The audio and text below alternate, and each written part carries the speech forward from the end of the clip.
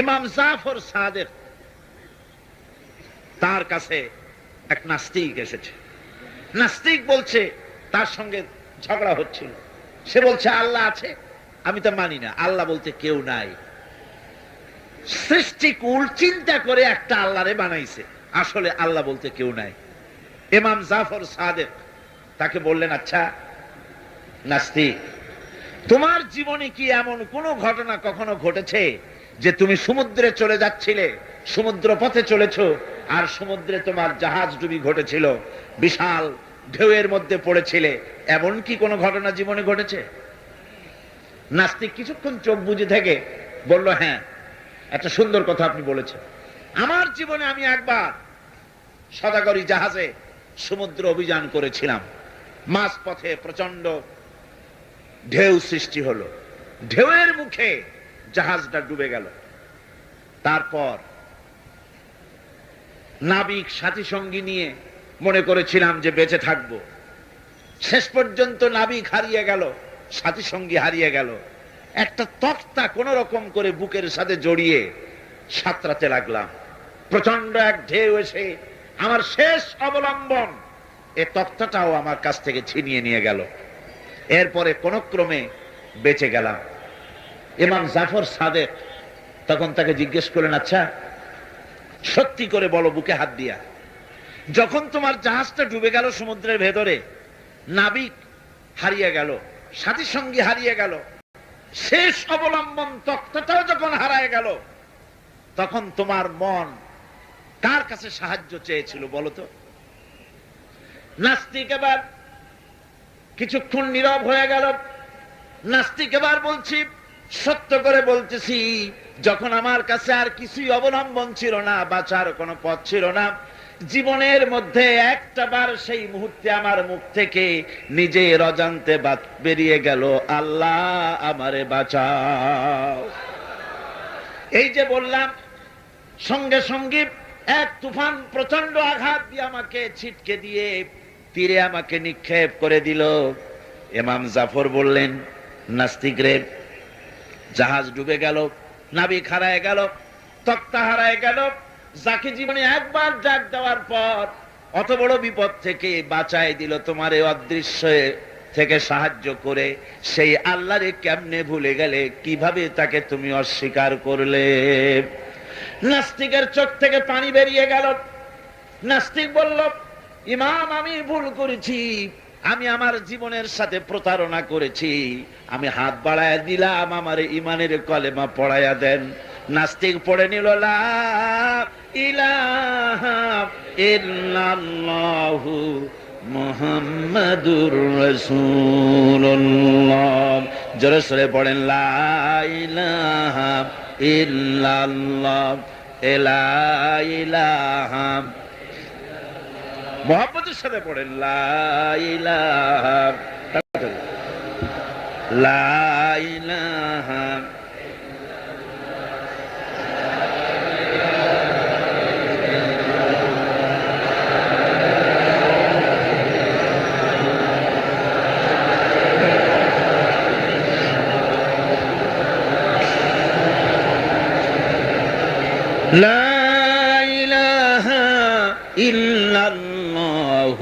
এখন তো শীত নাই বললেই চলে, আর রংপুরে মানুষ শীতে পর্যন্ত 4-5 জন মরা সারা, এত তীব্র শীত। রাশিয়া, ইউরোপ, আমেরিকায় কি শীত আপনারা তো চিন্তা করতে পারবেন না। যারা ওই দেশে থাকে তারা টের পায় শীত কত প্রকার এবং কি কি। গত বছর নিউ ইয়র্কে শতাব্দীর সবচাইতে বড় শীত পড়েছিল, -24, কোন কোন জায়গায় -40 পর্যন্ত। স্যাপ ফেলে ফেরা যায় না, বরফ হয়ে যায়। এক মা ডেলিভারি করেছে, ডেলিভারির সাথে সাথে বাচ্চা ফ্রিজ হয়ে গিয়েছে, বরফ হয়ে গিয়েছে।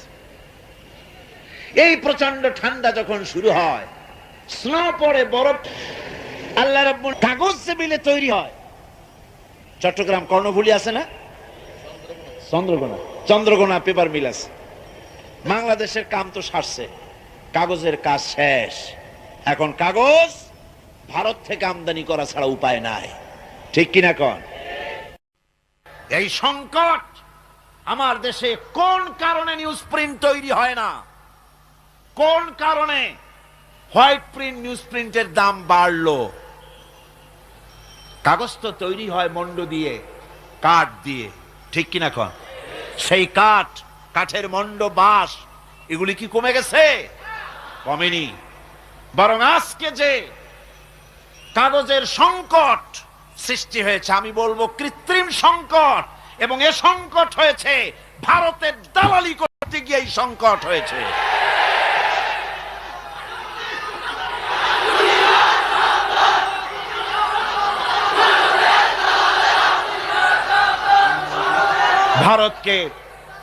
ভারতকে সুযোগ দেওয়া হচ্ছে। এখন বাংলাদেশের লেখকরা ভারত থেকে কাগজ ছাপায় আনতেছে, ভারত থেকে বই ছাপিয়ে আনতেছে, ভারতীয় কাগজ দিয়ে, পচা কাগজ। বাংলাদেশের কাগজের পায়ের কাছে দাঁড়াতে পারে না ভারতীয় কাগজ। সেই কাগজ আজ মার খেয়ে গেছে। ছোট্ট ছোট্ট বই কিনতে হয় জনগণকে 60 টাকা 70 টাকা দিয়ে। এই সংকট আজকে দেশে প্রতিযোগিতা হচ্ছে ভারতের দালালি কে কত বেশি করতে পারে। বন্ধুগণ, ভারতের দালালি এই বিষয় আমার আজকের বিষয় না, এ বিষয় আর এক সময় বলবো ইনশাআল্লাহ। কাগজের কথা বলতেছিলাম। কাগজ তৈরি হয় কেমনে আমি দেখেছি।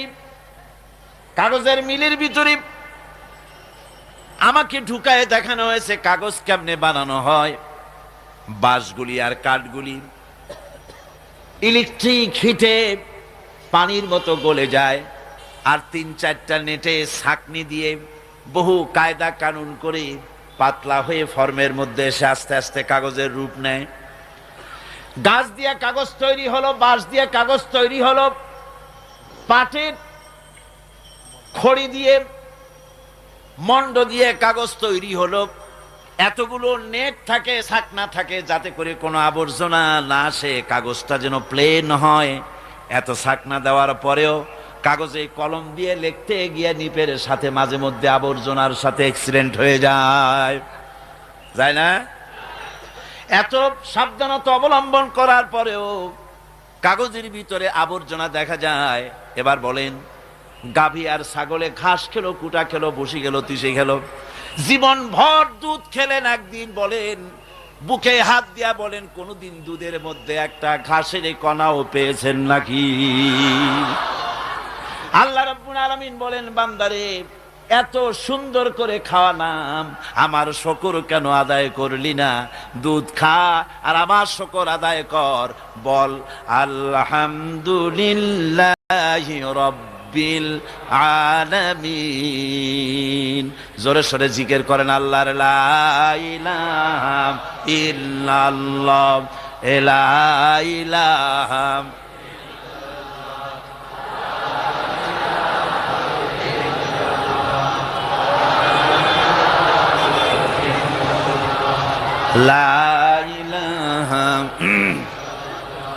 লা ইলাহা ইল্লাল্লাহু মুহাম্মাদুর রাসূলুল্লাহ। আমার ভাইরা, আল্লাহ পাকের পরিচয় দিতে গিয়ে কোরআন বলছে, আমি আজকে ঈমানের পরিচয় আল্লাহর সাথে আপনাদের পরিচয় করাই দিতেছি। আমার কি ক্ষমতা পরিচয় করাবার? পরিচয় করাচ্ছি কোরআন দিয়ে। আল্লাহ নিজে তার নিজের পরিচয় দিচ্ছেন, কোন সুবহানাল্লাহ। আল্লাহ রাব্বুল আলামিনের পরিচয় দিতে গিয়ে রব্বুল আলামিন বলতেছেন, আফারাআইতুম মা তাহরুসুন আআনতুম তাজরাউনাহু আম নাহনুজ যারিউন। তোমরা কি কখনো চিন্তা করে দেখেছো যে তোমরা যে বীজ বপন করো মাটিতে, এর থেকে কে বীজকে উদ্গত করে দেয়? এই বীজকে কে উদ্গত করে দিল মাটি থেকে? কে দিল? কে দিল? এই বীজ জমিন থেকে তুমি উদ্গত করলে না আমি করেছি? আল্লাহ বলেন, আমি উদ্গত করলাম। জমিনে বীজ উদ্গত হয়ে গেল, আর এই বীজ দিয়ে আমি ফসল দিলাম। এখন যদি আমি ফসল না দেই, জমিনে ধানের গাছ হয়েছে, ভুট্টা হয়েছে, নানান রকমের ফসলের গাছ হলো, গাছ দেখে খুশি হয়েছ, মোষে তেল মাখা আরম্ভ করছো। অনেকে চিন্তা করে এবার ধান বেশি হয়েছে, যাত্রা দেব, থিয়েটার দেব, গুনাগার বিবির গান শুনবো, ফসল বেশি হয়েছে।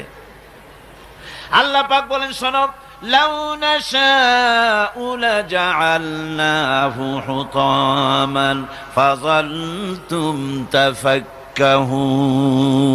আমি যদি ইচ্ছে করি এই ফসলকে আমি রব্বুল আলামিন বুশিতে পরিণত করে দিতে পারি, ফসলটা বুশি হয়ে যাবে, ধানে চাউল হবে না, সব তুষ হয়ে যাবে। পারে কিনা আল্লাহ?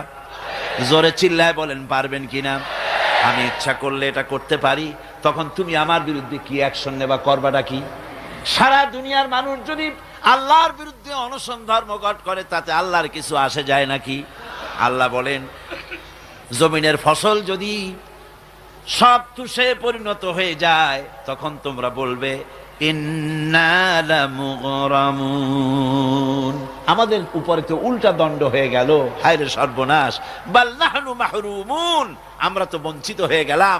কপালে হাত মারবা, চিৎকার করবা, আর কোনোই লাভ হবে না। ইচ্ছে করলে আমি জমিনের ফসল নষ্ট করে দিতে পারি।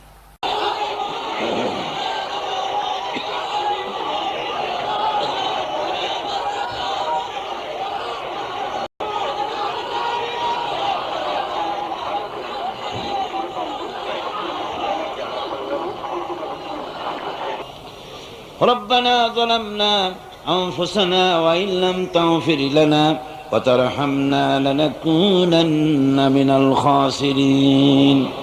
رب العالمين চট্টগ্রাম সমাজ কল্যাণ পরিষদ কর্তৃক আয়োজিত বার্ষিক তাফসীরুল কোরআন মাহফিলের আজকের দ্বিতীয় দিবসে বিশাল এই জনতা নিয়ে তোমার দরবারে হাত তুলেছি। মেহেরবানি করে দুরুদ ও সালাম টুকুন সোনার মদিনায় নবী পাকের রওজা মুবারকে পৌঁছে দাও। तमाम পৃথিবীর মাটির নিচে যত মুমিন মুমিনাত শুয়ে আছেন, তাদের আরো আর পরে সওয়াব পৌঁছিয়ে দাও রব্বুল আলামিন। এ মাহফিলের আয়োজন যারা করেছেন আর শোনার জন্য যারা এসেছেন, কিয়ামতের দিন মুসিবতের সময় এ মাহফিল আমাদের সকলের জন্য নাজাতের ওসিলা বানিয়ে দিও আল্লাহ। ইয়া রব करम तू अगर करे वो बात दे जुबां को जो दिल पर असर करे। रब्बना तक़ब्बल मिन्ना इन्नका अंतस समीउल अलीम व तुब अलैना इन्नका अंतत तव्वाबुर रहीम। सुब्हान रब्बिका रब्बिल इज्जति अम्मा यसिफून व सलामुन अलल मुरसलीन আলহামদুলিল্লাহি রাব্বিল আলামিন। আজকের মাহফিলের সম্মানিত সভাপতি, বিশিষ্ট আলেমে দ্বীন, মুফাসসিরে কোরআন, শাইখুল হাদিস আল্লামা হযরত মাওলানা শামসুদ্দিন সাহিব আতালাল্লাহু উমরুহু ওয়া বারাকাল্লাহু ফি হায়াতি, হাযরাত উলামায়ে কিরাম, সম্মানিত দেশ বিদেশ থেকে আগত ভাইয়েরা, পর্দার আড়ালের বোনেরা, প্রিয় সাংবাদিক বৃন্দ, আসসালামু আলাইকুম ওয়া রাহমাতুল্লাহি ওয়া বারাকাতুহু।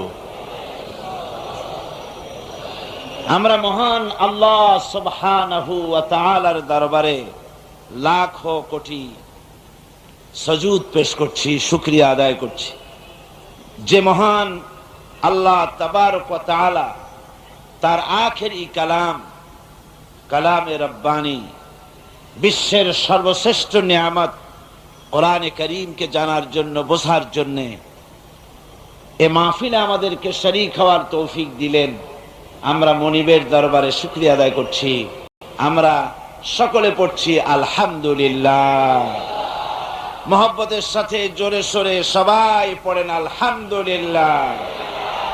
রব্বানা লাকাল হামদ হামদান কাসীরান তাইয়িবান মুবারাকান ফীহি। ওই আল্লাহ পাকের দরবারে শুকরিয়া আদায় করতেই হয়, যিনি অত্যন্ত দয়া পরবশে তার কোরআন শোনার বোঝার একটি সুন্দরতম পরিবেশ আমাদের দান করেছেন। কোরআন কারীমের থেকে শ্রেষ্ঠ নিয়ামত বিশ্ববাসীর কাছে আর কিছু হতে পারে না। কোরআন কারীম হচ্ছে মুসলমানদের, পৃথিবীর বুকে মুসলমানদের বেঁচে থাকার দলিল হচ্ছে কোরআন।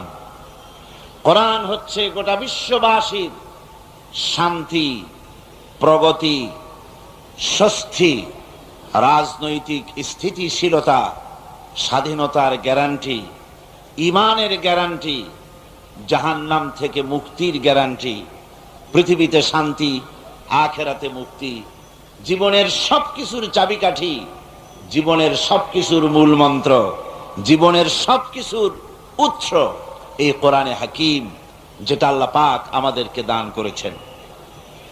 এর তাফসীরের শেষ নাই, এর ব্যাখ্যার শেষ নাই, এর শোনারও কোনো শেষ নাই। যত শুনি ততই মজা লাগে। ছোট্ট বাচ্চাটি যখন তেলাওয়াত করছিল কিরকম লাগছিল বলেন, কেমন লাগছিল? সুবহানাল্লাহি বিহামদিহি। এটি যে আল্লাহর কালাম, তাকে যার বিবেক আছে তাকে কি বুঝিয়ে বলার কোনো প্রয়োজন আছে? এটা যে আল্লাহর কালাম, তার প্রতিটি অক্ষর, প্রতিটি শব্দ হৃদয়ের কন্দরে গ্রথিত হয়, কানে মধুর লাগে, কলিজা ঠান্ডা হয়, জীবন পথহারা মানুষ পথের দিশা পায়, মন চায় আরো শুনি, আরো শুনি, আরো শুনি। এর জন্য কোনো শেষ নাই। আপনারাই বলুন, পৃথিবীতে কত গান আপনারা শোনেন। গান প্রিয় মানুষ বহুত আছে। এমন অনেক মানুষ আছে বলে যে গান যদি নাই শুনলাম, গান যদি পৃথিবীতে না থাকে তাহলে বাঁচবো কি করে। এরকম মানুষও আছে, গানের এত প্রিয়। বুঝলাম আপনি খুব গান প্রিয় মানুষ। যে গানটি আপনার সবচেয়ে বেশি প্রিয়, সে গানটি 10 বার 20 বার কি তার থেকে বেশি আপনি শোনেন, আপনি গান। কিন্তু এরপরে আপনার এই গানটি আর শুনতে ইচ্ছে করবে? বলেন, ইচ্ছে করবে? করবে না। আপনার সবচেয়ে প্রিয় লেখক, যার লেখা বই আপনার বেশি ভালো লাগে, এ ধরনের কোন প্রিয় লেখকের বই 1 বার 2 বার 3 বার পড়েন একখানা বই, কিন্তু 5 বার 10 বার কি পড়তে ইচ্ছে করবে? মন চাইবে না। এবার ভেবে দেখুন, এই কোরআনে কারীম দীর্ঘ 1500 বছর ধরে মানুষেরা তেলাওয়াত করছে আর শুনছে, মন কি কখনো বিরক্তির উদ্রেক হয়েছে? কখনো হয়নি। মন চায় আরো শুনি, আরো শুনি। আর ব্যাখ্যারও কোনো শেষ নাই। কোরআনে কারীমের যত তাফসীর এ পর্যন্ত পৃথিবীতে এসেছে, প্রত্যেকটি তাফসীর যিনি লিখেছেন যে যুগে, সে যুগের চাহিদা ওই তাফসীরে পূরণ হয়েছে। পৃথিবী যত অগ্রগতি হবে, প্রগতির দুয়ার যত খুলে যাবে, বিজ্ঞানের নতুন নতুন আবিষ্কার এবং উদ্ভাবন দিয়ে বিশ্বকে যত চমৎকৃত করবে, কোরআনের তাফসীর আরো তত বেশি মানুষের কাছে হৃদয়ঙ্গম হতে সহজ হবে। কোরআন পুরানো হবে না, সব বাসি হবে। একটার পর একটা দর্শন বাসি হয়, বিজ্ঞান বাসি হয়, সাহিত্য বাসি হয়, কবিত্ব বাসি হয়। কোরআন এমন এক কিতাব যা কখনো বাসি হয় না, যা সব সময় চিরন্তন, শাশ্বত, চিন্ময়, অক্ষয়, অব্যয়, যা থাকবে ইলা ইয়াউমিল কিয়ামা। এমন এক নিয়ামত আল্লাহ আমাদের দান করেছেন। আমি এসে অধ্যাপক মুফিজ সাহেবের ওয়াজ শুনতেছিলাম, কোরআনের কথা তিনি বলতেছিলেন। আল্লাহ পাক তার হায়াত দারাজ করুন। তাকে যে মা পেটে ধরেছে, তাকে যে পিতা জন্ম দিয়েছে, সার্থক তাদের জীবন। ইংরেজি ভাষার অধ্যাপক, ইংরেজিতে পড়াশোনা করেছেন, ইংলিশের প্রফেসর। তিনি যখন বক্তব্য রাখেন হৃদয় স্পর্শ করে, মন থেকে দোয়া আসে, সন্তান তো এরকমই হওয়া উচিত। আল্লাহ পাক তার প্রতি রহম করুন, সবাই বলি আমিন। বন্ধুগণ, কোরআনে কারীমের ব্যাখ্যার কোনো শেষ নাই। প্রতি যুগে যতই তাফসীর বেরোচ্ছে, যুগের চাহিদা পূরণ হচ্ছে, আলহামদুলিল্লাহ। আল্লাহ রাব্বুল আলামিন বলেন, আমার নবী, আমার এই কোরআন সম্পর্কে আপনি মানুষকে শোনায় দেন। قُلْ لَوْ كَانَ الْبَحْرُ مِدَادًا لِكَلِمَاتِ رَبِّي لَنَفِدَ الْبَحْرُ قَبْلَ أَن تَنفَدَ كَلِمَاتُ رَبِّي وَلَوْ جِئْنَا بِمِثْلِهِ مَدَدًا। আল্লাহ পাক বলেন, নবী আপনি বলুন, আমার রবের কালিমার ব্যাখ্যা লেখার জন্য যদি তামাম পৃথিবীর সমস্ত সমুদ্র আর মহাসমুদ্রের পানিগুলি যদি কালি রূপে ব্যবহার করা হয়, আর তা দিয়ে যদি আমার রবের কালিমার ব্যাখ্যা লেখা শুরু হয়ে যায়, লিখতে লিখতে তামাম পৃথিবীর সমুদ্র আর মহাসমুদ্রের পানিগুলি শেষ হয়ে যাবে, আমার রবের কালিমার ব্যাখ্যা লেখা শেষ হবে না। এমন এক আজিম কিতাব আল্লাহ পাক আমাদেরকে দান করেছেন। আমরা সৌভাগ্যবান জাতি, জোরে সোরে বলেন আলহামদুলিল্লাহ। এটা কি সহজ কথা? এই কিতাব আমার রবের বাণী, সুবহানাল্লাহ। আমার আল্লাহর বাণী, আমার আল্লাহর কথাগুলি সব এখানে লেখা। বিশ্ববাসীর জন্য নতুন করে আর একটি কথাও আল্লাহর পক্ষ থেকে আসবে না। যা বলা দরকার এখানে বলা শেষ হয়ে গিয়েছে। এই কিতাব পৃথিবীর কোন জাতির কাছে নাই। আল্লাহর বাণী অবিকৃত অকৃত্রিম উপায় কারো কাছে নাই, আছে মুসলমানদের কাছে, আলহামদুলিল্লাহ। কার কাছে আছে? মুসলমানদের কাছেই আছে, আর কারো কাছে নাই। চ্যালেঞ্জ, গোটা দুনিয়ার কারো কাছে আল্লাহর বাণী অবিকল ভাবে নাই, আছে কোরআন। আর এই কোরআন শুধু মুসলমানদের জন্য নয়, হুদাল লিন্নাস, হাদা বায়ানুল লিন্নাস, বিশ্ববাসীর জন্য আল্লাহ পাকের আখেরি কালাম। কতই না ভালো হতো যে কোরআন শুনতে এত ভালো লাগে, সেই কোরআনের আইন যদি মানতাম, তাহলে দেশ এবং জাতির জন্য তা কত কল্যাণ বয়ে আনত। আমরা হতভাগ্য যে কোরআনের কাছে এখনো পৌঁছতে পারিনি, তার বাণীগুলি গ্রহণ করতে পারিনি। আজকে পৃথিবীতে, আমার দৃষ্টিতে পৃথিবীতে খাদ্যের অভাব নাই, আলহামদুলিল্লাহ। আল্লাহ পাক দুনিয়ার একটা বিরাট অংশ এ গোলামকে দেখার তৌফিক দিয়েছেন। বাংলাদেশ সহ পৃথিবীর কোথাও আসলে খাদ্যের অভাব,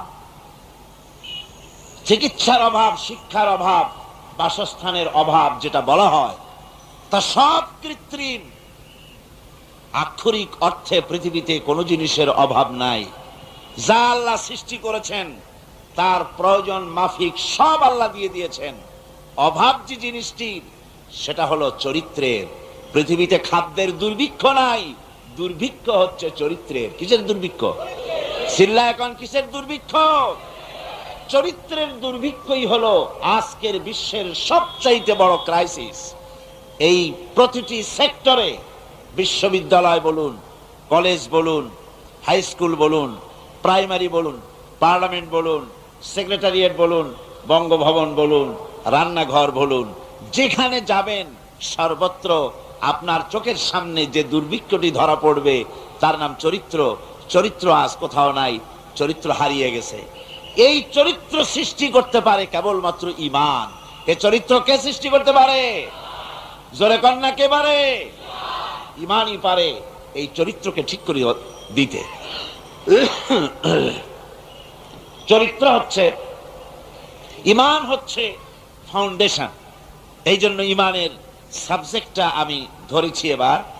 আল্লাহ পাক যদি বলার তৌফিক দেন, ওমা তৌফিকি ইল্লা বিল্লাহ, সুবহানাকা লা ইলমা লানা ইল্লা মা আল্লামতানা।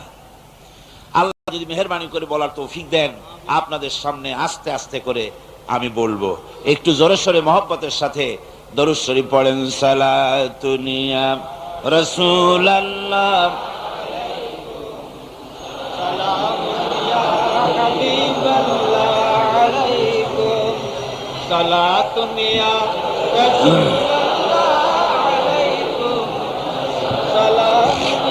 হাবিবাল্লাহ আলাইকুম। ভাইরা আমার, ঈমান হচ্ছে ফাউন্ডেশন, ভিত্তি। ভিত্তি যদি মজবুত হয় আর এর উপরে যদি আপনি মাল্টি স্টোরেড বিল্ডিং করেন, 50 তলা, 20 তলা, 100 তলা, ফাউন্ডেশন মজবুত হলে বিল্ডিং টিকে থাকবে। ফাউন্ডেশন যদি দুর্বল হয় তাহলে বিল্ডিং টিকতে পারবে না। মানব জাতি তাদের ব্যক্তি, পরিবার, সমাজ এবং রাষ্ট্রকে যদি একটা ইমারত বলেন, একটা বিল্ডিং বলেন, তাহলে তার ফাউন্ডেশন হচ্ছে ঈমান।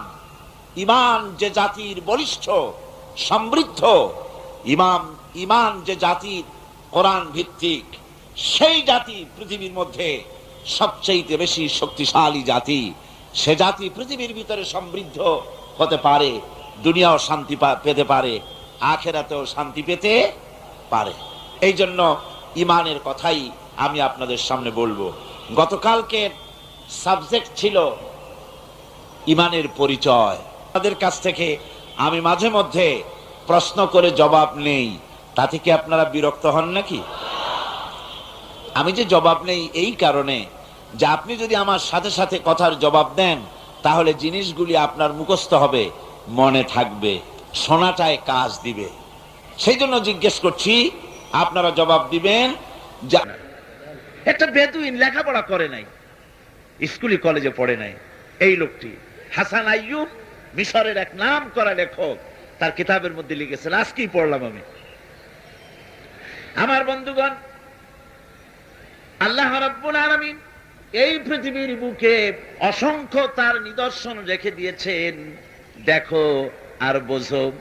ইন্না ফি খালকিস সামাওয়াতি ওয়াল আরদি ওয়া ইখতিলাফিল লাইলি ওয়ান নাহার, নিশ্চয়ই আকাশ সৃষ্টি আর জমিন সৃষ্টি আর রাতের দিনের ভিতরে যে পরিবর্তন হয়, এর ভিতরে আল্লাহ রাব্বুল আলামিনের নিদর্শন রয়েছে।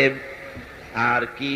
ওয়াল ফুলকিল্লাতী তাজরি ফিল বাহরি বিমা ইয়ানফাউন নাস, সমুদ্রের ভিতরে জাহাজগুলি মানবতার কল্যাণকারী, মানুষের সাহায্যকারী অসংখ্য দ্রব্য নিয়ে লোহার এই বানানো, কাঠের বানানো জাহাজগুলি যে সমুদ্রে চলাচল করে, এগুলি দেখার পরে, আকাশ এবং জমিন দেখার পরে মনের ভিতরে কি ভাবান্তর হয় না? নিশ্চয়ই এর পেছনে কোন স্রষ্টা আছে, যার নাম আল্লাহ রাব্বুল আলামিন। যার নাম কি? আল্লাহ রাব্বুল আলামিন। আমার দেশে কলেজ ইউনিভার্সিটিতে পড়ুয়া বহুত ছেলে পেলে আছে, পড়াশোনা করে, মাস্টার ডিগ্রি করে এসেছে। এসে বলে কদ্দুর আর পড়ছে, বড় জোর 2 খান বিজ্ঞানের বই, 2.5 খান ভূগোলের বই, 3.5 খান ইংরেজি বই পড়ে টড়ে এসে বলে, ভাই সব বুঝে ফেলেছি। বলে, বাবা কি বুঝেছো? কয়, দেয়ার ইজ নো গড, স্রষ্টা বলতে কেউ নাই। কয়, নাউজুবিল্লাহ। বন্ধুগণ, কিসমত যদি ভালো হয়, সামান্য জিনিসের ভিতরে আল্লাহর নিদর্শন খুঁজে পায়।